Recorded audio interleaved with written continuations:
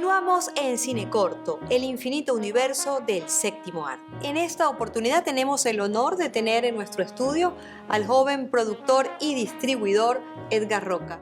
Bienvenido, Edgar, a Cine Corto. Gracias, Ana Teresa, un gusto, siempre encantado de participar. Es un placer tenerte aquí porque eres un entusiasta de la producción, de la distribución, y hoy estamos, analizando lo que es los premios de la Academia en su edición 94. ¿Qué novedades tienen estos premios este año? Bueno, inicialmente gracias por lo entusiasta, porque me gusta mucho esa palabra, realmente me considero más que un cineasta, un entusiasta del medio, entonces te agradezco el mencionarlo. Con respecto a los Oscars, bueno, es un año que se espera que suban los números después de una gala súper deprimente del año 2021, que fue en parte virtual, en parte presencial, pero todavía con los estragos de la pandemia. Este año se espera algo más cercano a lo que era antes de la pandemia, ¿no? Un grupo de películas bastante distintas, variadas, y donde el cine internacional y el cine independiente ha estado ganando espacios. Por ejemplo, la película japonesa Drive My Car, que tuve la oportunidad de verla como distribuidor, intentar incluso traerla al país. Maravillosa la película. Gracias al maestro Chalbó, de hecho, yo leí la novela, el libro de relatos en la que está basado, uno de los relatos de ese libro, que se llama Hombres y Mujeres, del autor japonés Murakami, es la que sirve de inicio para que adapten y hagan ese guión, que además tiene, además de mejor película, la nominación a mejor guión adaptado, tiene el director y tiene mejor película internacional, que probablemente es el Oscar que tenga seguro.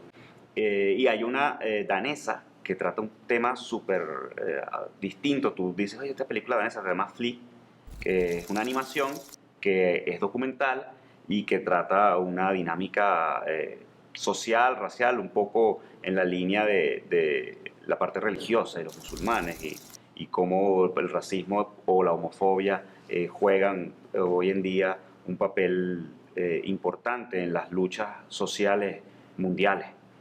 Entonces, bueno, esas dos películas para mí son novedades que son importantes, que si en algún momento llegaran al país, pues obviamente todos quienes nos ven son recomendadas, que la gente la vea, porque son películas que te suman, que te aportan, más allá del cine grande, blockbuster. Y bueno, además de esa tenemos otras tantas. Hay un remake de una película francesa que hace unos años llegó a Venezuela, que se llamaba La familia Bélier. El remake se llama Coda, está disponible en plataformas. Esa es otra. Este probablemente sea el año en la que al fin Netflix, valga la cuña, ojalá nos financie algo en algún momento, Netflix seguramente gane el premio de la Academia a Mejor Película, al menos en lo que en el análisis inicial parece, ¿no? Y es que El Poder del Con Perro El Poder del Perro, de es una Campion. película que en la temporada de premios, que ha sido muy variada. Fíjate, la temporada de premios siempre sirve para que la gente que está dentro del medio, que trabaja y cubre la fuente del cine, se vaya dando una idea de cómo van a ser los premios, que es como el último eslabón, la última joya de la corona en cuanto a premios. Este año ha estado variado, pero El Poder del Perro se ha mantenido ganando uno que otro premio, y hay premios siempre que tú dices, bueno, están cantados. Quizás en el de mejor película todavía no, pero al menos las tendencias indican que esa va a ser la ganadora a mejor película. Sin querer hacer spoiler, es una película que la han llamado, o de esa categoría del amor del cine por el cine, que es muy purista. ¿Cómo te pareció esa película? Oye, yo la vi como... Me sorprendió porque su actor principal, Benedict Cumberbatch, uno lo sabe que es un buen actor y lo tiene muy presente por estos grandes blockbusters donde es un superhéroe incluso. Y aquí hace un trabajo completo, complejo, importante. Yo la siento con una vibra muy similar a aquella, esta de Anne Lee, El secreto de la montaña, por ejemplo, que es los dos vaqueros, y ¿sabes? Esa rudeza del campo o de los vaqueros, por así decirlo, de ese ambiente hostil, bueno, nos vean como la parte también sensible que hay en la profundidad, sin ser una película abiertamente en una línea que explore estos temas LGBT. La película se defiende en ese terreno del western, de lo duro y lo hostil que era la vida en ese momento. Y además de tener a esos grandes actores, porque no solamente está Benedict Cumberbatch, sino también tiene nominaciones Jack Lemmon y la que era siempre de Spider-Man, esta chica Kirsten Dunst, es otra que hace la madre del muchacho. O sea, todo un elencazo dirigido por Jane Campion, que es esa, hoy por hoy, la directora viva como más respetada, porque ella ha ido a lo largo de su carrera rompiendo paradigmas. Recordemos que fue la primera mujer que se ganó una Palma de Oro en Cannes. Con el piano. Con la pianista. La pianista. Sí, sí, en la traducción para Latinoamérica era el piano, pero realmente es la pianista. Sí. Edgar, ¿cómo ves el tema de las salas versus el streaming? A propósito también de que ya esta es la segunda edición de los premios donde las plataformas están arriba. Sí, de hecho, de las 10 películas nominadas, 8 ya están disponibles en plataformas, las puedes ver. De hecho, dejé de ver algunas en cine porque no pude por ocupaciones y terminé viéndolas en casa por plataforma. Entonces, creo que el cine le debe mucho a la plataforma. En medio de una situación donde el cine estaba cerrado, el espectáculo o el negocio cinematográfico siguió produciendo dinero gracias a que las plataformas estaban activas. Y además las plataformas fueron un escape en medio de confinamientos y de todo lo que ya sabemos que vivimos como sociedad, como planeta, para un poco desconectarte, ¿no? Distraerte dentro de un encierro que era obligado por una situación de salud mundial. Entonces yo creo que pueden convivir, creo que estamos en ese momento en la que es que va a seguir creciendo, esto no se va a parar, no es solamente las plataformas, sino también son las redes sociales, no es solamente el cine como una gran estructura, sino que las nuevas generaciones tienen que, y tenemos nosotros también como que el deber de buscar que no se pierda, que una no solape a la otra, porque pueden convivir y creo que es saludable que convivan. Para un niño, ir al cine en este momento y descubrir por primera vez el ritual que es ver una película en una sala cinematográfica, en una sala de cine, no va a ser comparado nunca a una plataforma. Y hay que irlo llevando, inculcando. Yo lo hago con mis hijos y para mí es como que algo que les aporta. Y además mi hija mayor siempre me dice, pues me habla de cuándo vamos a ir, o, ¿sabes? Siempre está pendiente porque hay una gran diferencia. Verlo en el televisor, por más grande que lo tengas en tu casa, el sonido, el ritual es distinto. En la sala oscura, con otra gente que tú no conoces, ver además otras reacciones, porque a lo mejor te está gustando totalmente la película, pero tu alrededor está disperso, la pita o se ríe de cosas que a ti no te dan risa, ¿sabes? Es otra experiencia. Entonces creo Igual que los autocines, que también volvieron. Claro, volvieron, pero fíjate, allí hubo un tema de tratar de volver un formato que en nuestro país, por ejemplo, se fue muy rápido. O sea, una vez que aquí entramos en la dinámica, estoy hablando hace 20 años, porque yo nunca viví un autocine, más bien ahora, en esta época, es que pude asistir a uno.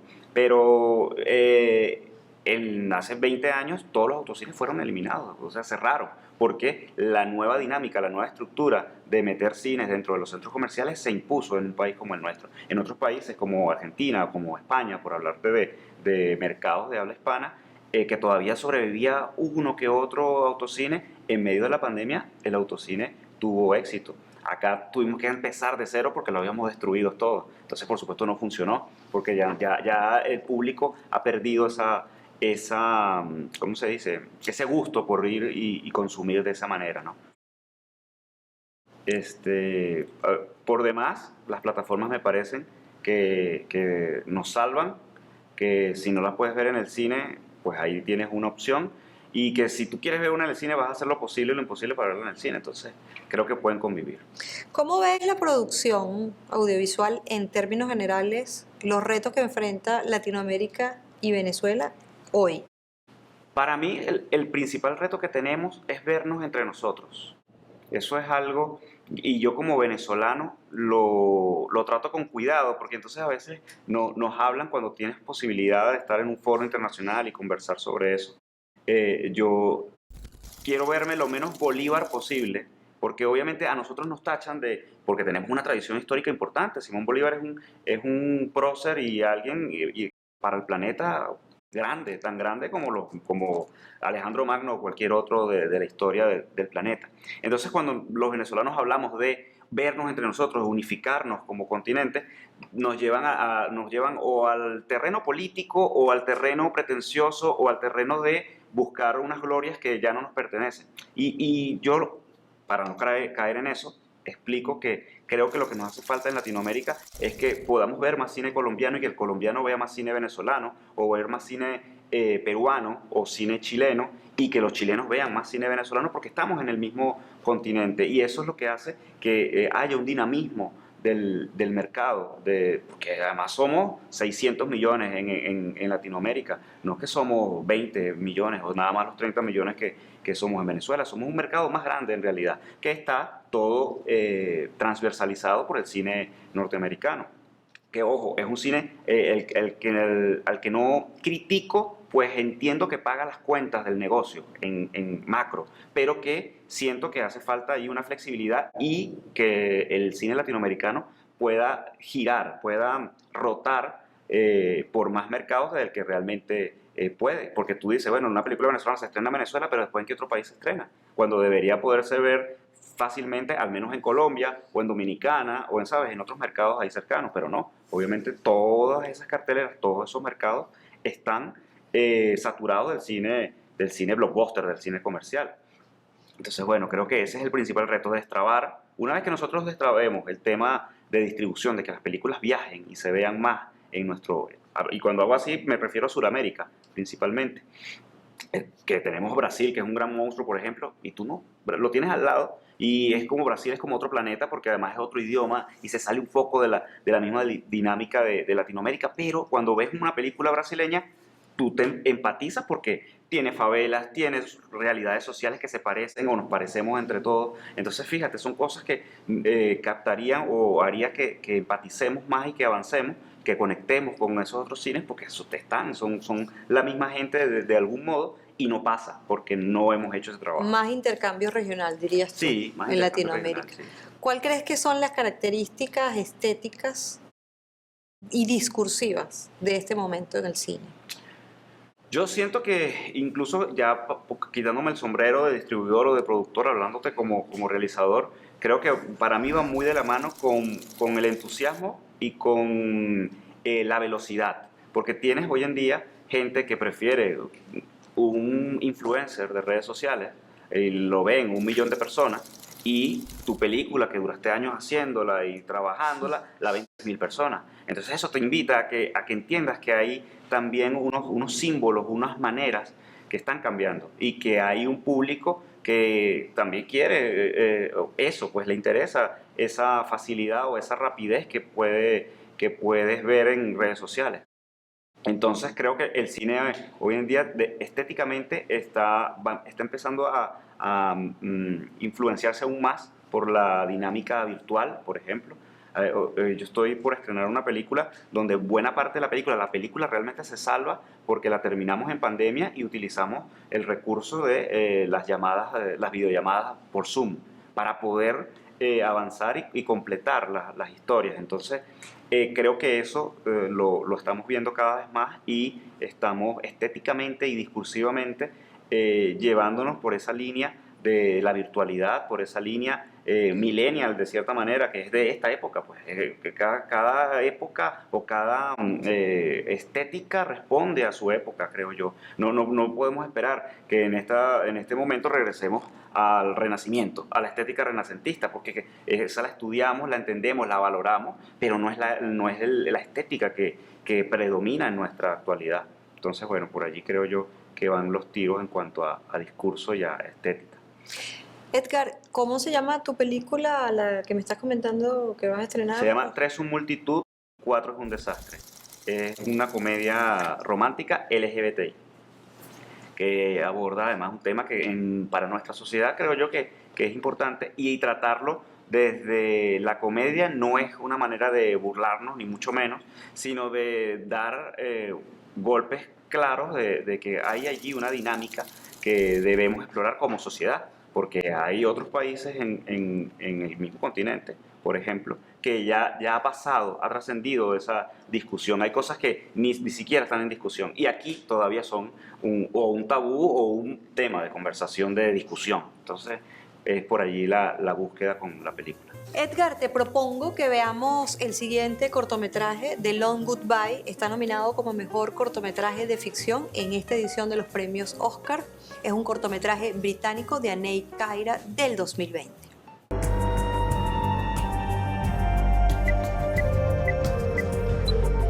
Edgar, ¿qué te pareció este cortometraje? Bueno, hablando de dinámicas sociales y de cosas que nos tocan en lo particular como país, este corto es valioso. Además, hablando de las plataformas, está disponible en plataformas, porque antes, por ejemplo, llegaban los premios Oscars y tú decías, ¿dónde veo los cortometrajes, por ejemplo? Porque no tienen los cortometrajes una proyección o una exhibición en cines, no llegan a ningún país, en ninguna parte. Entonces, hoy en día puedes ver un cortometraje como el que acabamos de ver en YouTube, con un actor de primera línea que el año pasado estuvo nominado, y de hecho estoy casi seguro que se ganó el premio por el sonido del metal, del Sound of Metal, que es productor ejecutivo, él como hijo de inmigrantes en un país como Inglaterra, ve y acusa y se monta a las espaldas un cortometraje como actor y como productor donde habla claramente del racismo, racismo que en la actualidad incluso nosotros como venezolanos lo hemos vivido, porque no es un fake news las cosas que le han pasado a compatriotas, a paisanos fuera de nuestras fronteras. Entonces lo ves y te empatizas porque algo que empieza como una marcha está aislado y otra familia o una familia está en un domingo familiar, valga la redundancia, termina siendo toda una tragedia. Sin dar spoiler, los invitamos a que la vean porque realmente da de qué hablar y esperemos que le vaya bien esta noche en los premios de la Academia. Hablaste del tema de las redes sociales que además te define por el momento en el que estás y tu edad también. ¿Qué te parece TikTok, por ejemplo, en Cannes, no? Sí, bueno, Cannes es el mercado más importante que hay en este negocio. Es lo que abre las puertas a los negocios anualmente. Y que dé un giro y se fije en el TikTok, que no es una red que a mí me interesa en lo particular, en lo personal, es para sentarse y decir, ok, es lo que estamos hablando antes. Hay que abrir un poco la mente, hay que ver qué está buscando tu espectador, porque más allá del el intercambio cultural y de la importancia del espectador, también está la parte de negocio, y creo que por allí lo están viendo. ¿Sabes? Si hay un TikToker o hay un influencer de cualquier red social que tenga 2 millones de views, de vistas por sus contenidos, y a esos 2 millones les dan $1 o le genera $1 por cada vista, por darte un número y un ejemplo, son 2 millones de dólares. ¿Quién produce eso con un contenido básico que lo puedes hacer en tu casa? Entonces, es allí donde tú dices, bueno, quizás las grandes películas con grandes presupuestos deben seguirse haciendo, pero hay una importancia, una relevancia de un contenido cotidiano, a lo mejor muy llevado o por el humor o por lo musical, pero que está allí, que la gente lo consume porque le interesa. La gente se mete en sus redes sociales y pasa horas metido allí. Entonces, eso es allí una realidad, y aquí hay un punto que, ¿cómo se dice? No es que argumenta, es que además nos da a nosotros justifica lo que estamos diciendo, ¿no? Está allí, es un hecho. Un gran festival como Cannes, el festival más importante que hay en el mercado cinematográfico, en el medio cinematográfico, se fija y le da espacio a los contenidos de un minuto de redes sociales. Vamos a las preguntas de rigor. ¿Qué le dirías a los jóvenes que se están iniciando en el mundo audiovisual? Que lo hagan, que hoy en día, y esto, grandes maestros, mi maestro Román Chalbó siempre lo decía, nosotros tenemos el deber de hacer un cine mejor que el que ellos hacían, porque en los 50 no había computadora, no había celular, no había nada de eso, esas facilidades no existían, era muy difícil hacer cine. Y hoy en día puedes hacer una película incluso digna, incluso con tu teléfono celular.